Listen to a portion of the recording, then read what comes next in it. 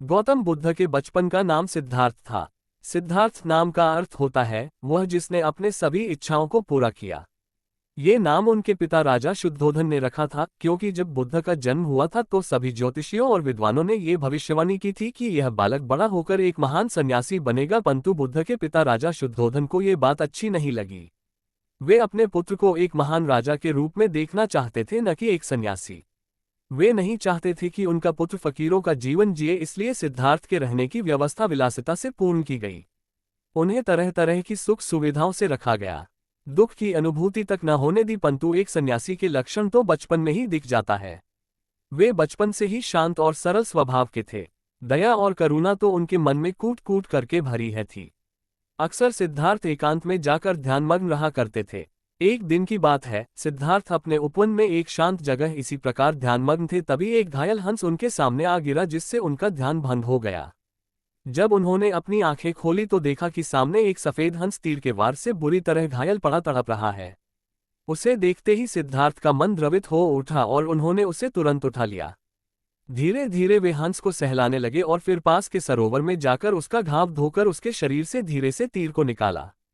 तीर निकालते ही वह दर्द से तड़प उठा। तब सिद्धार्थ उसे धीरे से सहलाते हैं और उसके घाव पर पट्टी बांध देते हैं।